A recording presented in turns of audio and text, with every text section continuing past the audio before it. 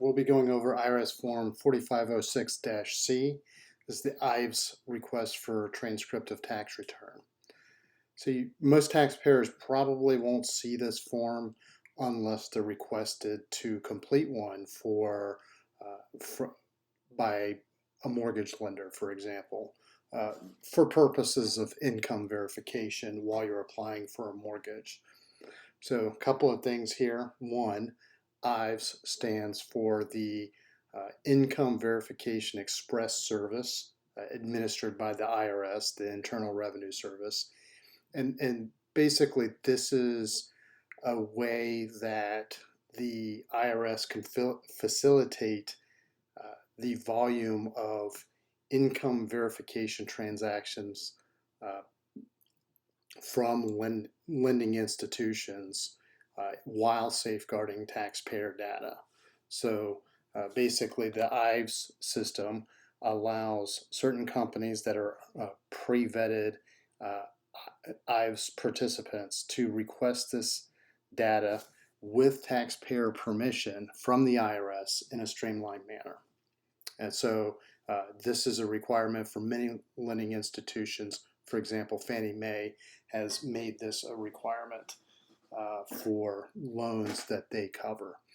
So this form replaced IRS Form 4506-T in 2021. Individual taxpayers can still use IRS Form 4506-T. However, for lending purposes, most institutions have moved on to this. So individual taxpayers will primarily see this when they're requesting a mortgage and they're using this to verify their income.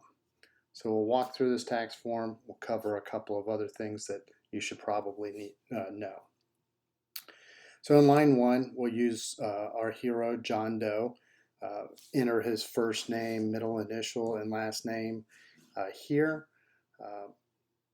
The BMF company name, so if you were applying as part of a company, this would be basically the master file. Whatever the company's name is in the IRS's master file system, that's what you would enter there instead of a taxpayer name. Taxpayer ID number can be a social security number as it is here. It could be an individual taxpayer ID number for someone who may not be yet eligible for a social security number, or it may be an employer ID number, an EIN for companies and non-individual taxpayers. So if you're requesting a previously filed joint tax return, then you would need to have your spouse's information in line 2. So same thing, current name, taxpayer ID, previous name if different from the previous line. So lines 1C and 2C, if either spouse changed their name since the time that the tax return was filed, then you should probably fill that information.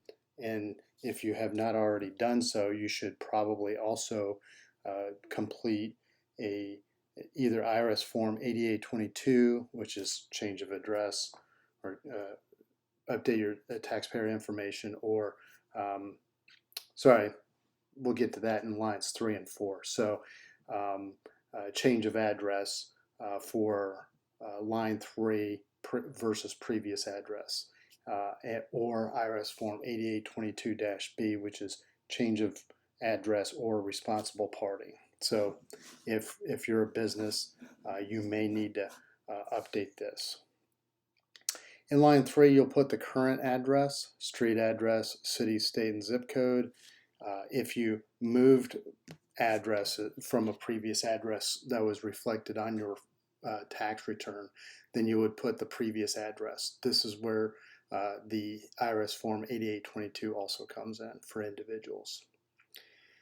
In line 5A, we're going to just put in Acme Lending Company. That's the company that's providing their mortgage and happens to be the IVES participant.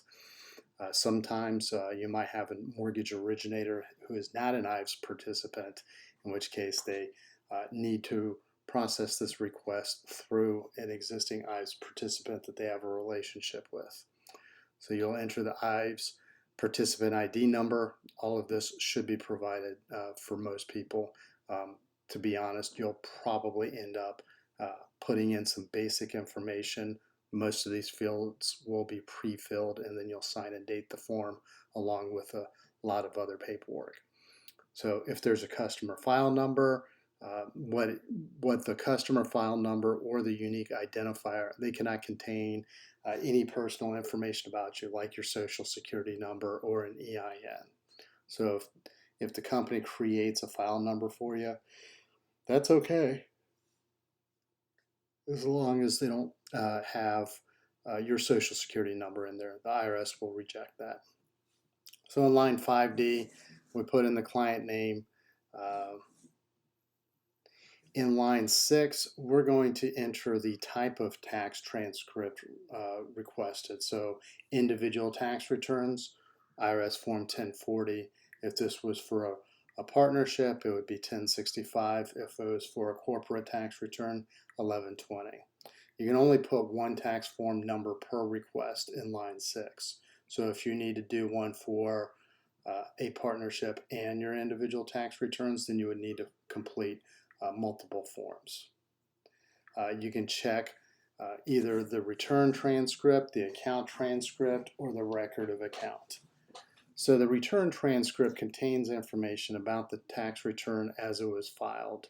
It doesn't contain information about, that was updated after the tax return was filed. So if there's an amended return or any changes to the account, then you wouldn't see that in the return transcript. The account transcript contains some information about the history of the tax account. You can go back quite a few years with the account transcript. You can go back to the previous 3 tax years with the return transcript. And then the record of account is a combination of both. It has return transcript information, and then it also contains any changes that might have happened after the tax return was filed. And just like the return transcript, a record of account is available for the current tax year and the previous 3 tax years. You can also request wage and income transcript information by checking the box in line 7, and you can enter a maximum of 3 form numbers. If no entry is made, then the IRS will send all forms that are on file. But here we request a W-2, 1099, and 1098. And again, you can check the box for specific taxpayer requesting those transcripts. If no box is checked, then the IRS will send transcripts on behalf of all the listed taxpayers. In line 8, you'll enter the tax year or the tax period using date, month, or month, day, and year format. So you'll put the ending date of that tax period in here. So for this example, we used the previous 3 years of 1040s. So 12/31/2022 would give us the 1040 for the 2022 tax year, 12/31/21, and 12/31/2020. Now it's important that you check the box marked signatory attests that he or she has read the above attestation clause, and upon so reading declares that he or she has the authority to sign the form 4506C. So if this box is not signed, then the IRS will not process it. So if everything looks acceptable, you would sign in line 1A. If there's a spouse listed in line 2A, then the spouse also needs to sign. Sign and date, enter the phone number, and then the printed and typed name right beneath. A couple of important points. The date of signature, the IRS must receive this completed form within 120 days of a dated signature.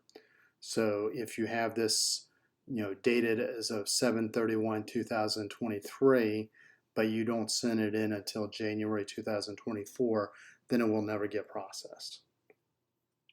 There are a couple of boxes. 4506C was signed by an authorized representative. Taxpayers may authorize a representative to do specific functions in front of the IRS. One of them, they can authorize on line 5 of IRS Form 2848, which is the IRS Power of Attorney form, that they can sign documents such as Form 4506 on the taxpayer's behalf. So if you do have IRS Form 2848, then you can attach it to a copy of this completed 4506C so that the IRS recognizes the representative's authority to sign on your behalf.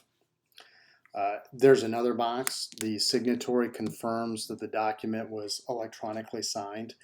This can only this can only exist if the IVES participant accepts electronic signatures. So most likely as a taxpayer, as an individual, you'll be prompted, or this will be completed on your behalf. Again, from the consumer's perspective, you're going to go through this with a lot of other paperwork, but it is important to take a moment to understand the form itself and what it's requesting. So you can see additional information about this form on the back of it.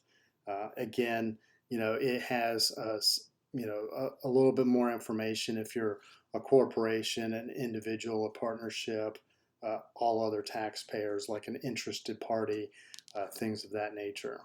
So it also shows like where to send fax requests for ordering transcripts, depending on where the assigned IRS service center is. So that's all we have for this tax form. If you're interested in more detail, we've written a at-length article, which you can find on our website. Simply go to teachmepersonalfinance.com, type in IRS Form 4506-C in the search bar, and this article should appear. If you like our articles, please subscribe to our newsletter. And if you like our videos, please subscribe to our YouTube channel. If you have any questions or comments, as always, please post them in the comments section and I will answer them to the best of my ability. Thank you very much and have a great day.